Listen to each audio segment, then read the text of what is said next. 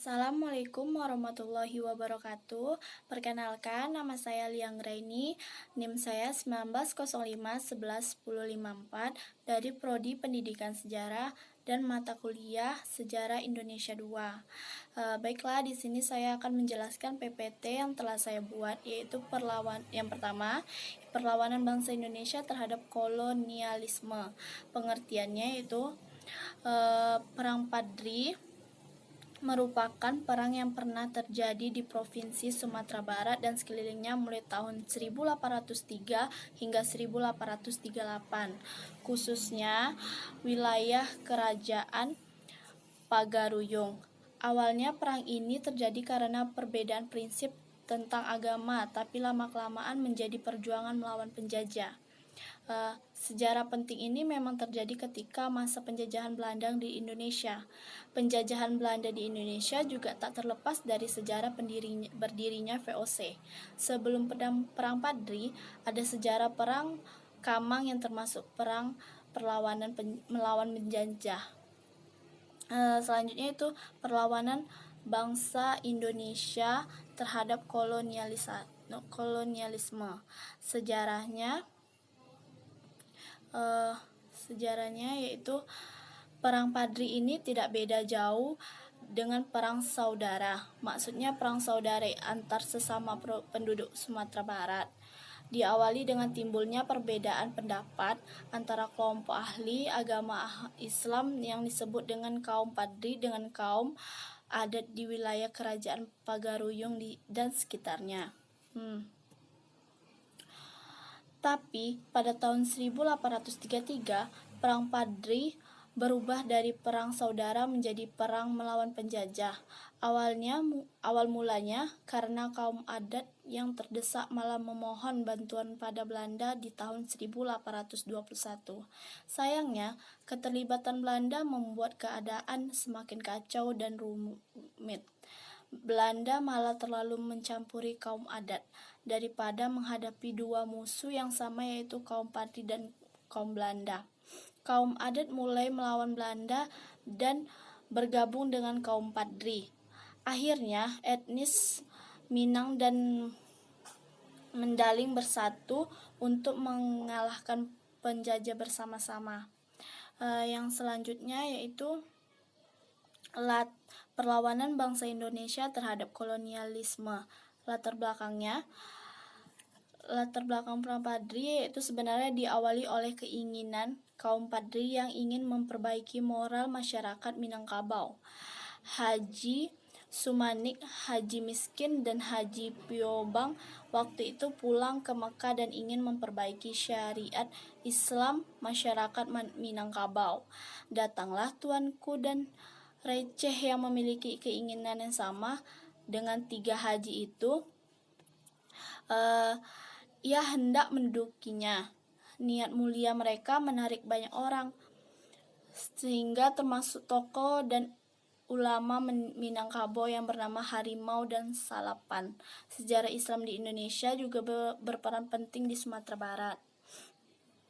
Selanjutnya yaitu perlawanan bangsa Indonesia terhadap kolonialisme, yaitu strategi kaum adat dan kaum kerajaan Pagaruyung.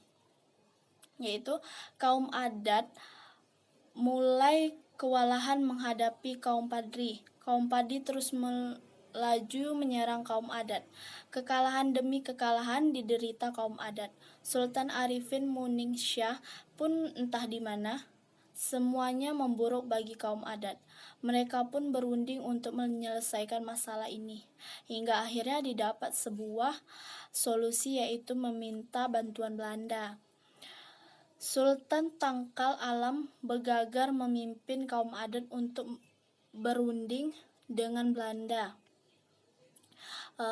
Meskipun aslinya Sultan Tangkal Alam berganggar tidak berhak mengatasnamakan kerajaan Pagaruyung, tapi mereka tetap memaksa juga untuk mendatangi perjanjian. Karena perjanjian ini Belanda menganggap kerajaan Pagaruyung menyerah pemerintahannya Hindia Belanda. Selanjutnya yaitu perlawanan bangsa Indonesia terhadap kolonialisme. strategi kaum Padrinya. Setelah kalah dari Belanda, kaum Padri mulai menyusun dan mengevaluasi kembali kekuatan di Lintau. Kaum Padri menghalau serangan Raf di Tanjung Alau dan Luhak Agam. Lalu di Baso, kaum Padri berhasil membuat Kapten Kofitnet terluka parah hingga meninggal. Dipimpin Tuanku Nan Receh, kaum Padri berhasil menekan terus hingga Belanda kembali ke Batu Sangkar. Perang Padri adalah salah satu contoh perang gerilya Indonesia. Selanjutnya yaitu perlawanan bangsa Indonesia terhadap kolonialisme. Strategi Belanda yang pertama yaitu Belanda menempuh cara lain yaitu dengan berunding, karena sudah pusing menghadapi kaum Padri yang merepotkan dan kuat. Selain itu juga sudah mengeluarkan dana yang sangat banyak untuk menghadapi perang di Eropa dan melawan Diponegoro dengan nama Perjanjian Masang. Belanda mengajak Tuanku Iman Bonjol untuk melakukan pengecatan senjata. Yang keduanya, Belanda mulai berperang lagi setelah gecatan senjata yang dipimpin oleh Letton Elot. Kali ini Belanda lebih siap daripada sebelumnya, karena semua sudah disepakati kembali. Diponegoro telah dikalahkan dan dana sudah cair. Belanda melanggar perjanjian dan mulai menyerang Lintau dan Pandai Singkek. Wilayah ini menghasilkan senjata api dan misau. Lalu membangun Fort de Court di Bukit Tinggi. Setelah itu menaklukkan Luhak Tanah Datar pada tahun 1831. Selanjutnya yaitu perlawanan bangsa Indonesia terhadap kolonialisme. Strategi kaum Padri dan kaum adat, yaitu kesadaran kaum adat dan kaum Padri untuk bersatu sebenarnya sudah sadar dari dulu.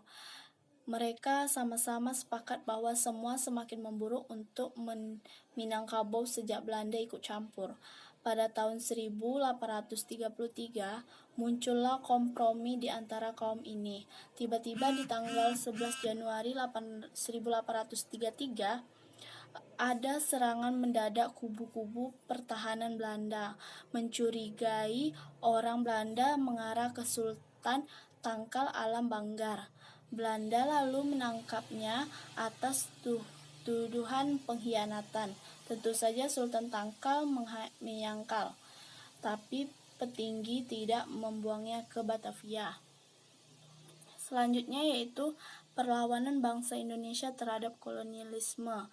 Strategi yang keduanya yaitu sejarah Perang Padri yang begitu lama ini membuat para petinggi Belanda sebel dan memutuskan solusi akhir untuk menyerang Benteng Bonjol.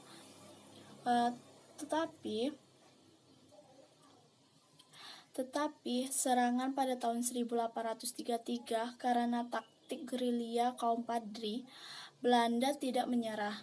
Semua pembangunan infrastruktur kini juga diarahkan ke Bonjol pada tahun 1834. Pada tahun 1835, serangan lebih besar diarahkan ke Bonjol. Semua sumber daya, infrastruktur, dan alat berat hanya memiliki satu tujuan, yaitu kejatuhan Benteng Bonjol. Benteng Bonjol dikepung hingga jatuh pada tanggal 16 Agustus 1837.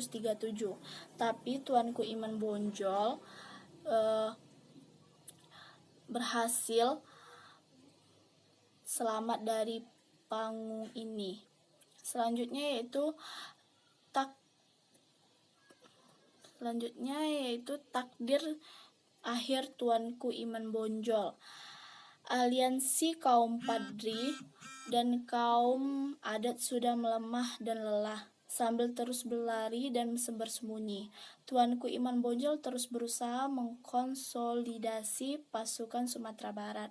Memang wajar karena mereka terus-menerus berperang hingga mencapai batas. Hingga akhirnya Tuanku Iman Bonjol menyerahkan di Belanda. beliau ditangkap dan dibuang ke berbagai tempat, mulai dari Cianjur, Ambon, dan Minahasa. Akhirnya beliau meninggal di tempat pengasihnya. Selanjutnya itu akhir Perang Padri. Akhir Perang Padri yaitu akhir yang buruk untuk semua etnis Minangkabau. Tuanku Imam Bonjol berhasil ditangkap dan Belanda berhasil menguasai benteng Bonjol pada tahun 1837. Perang masih terus berlanjut hingga pertahanan terakhir kaum Padri di Rokan Hulu dikalahkan oleh Belanda pada tahun 28 Desember 1838. Tuanku Tambusa yang waktu itu memimpin Rokan Hulu terpaksa mundur dan pindah ke Negeri Sembilan yang terletak di Semenanjung Malaya. Semua perlawanan rakyat Minangkabau berhasil ditumpas oleh Belanda. Paganges Bovenlanden dibawa ke kendali Hindia, Belanda dan Kerajaan Pagaruyung. Akhirnya menjadi bagian Petnexherlandika. Sekian penjelasan dari saya. Apabila kurang saya mohon maaf. Wassalamualaikum warahmatullahi wabarakatuh.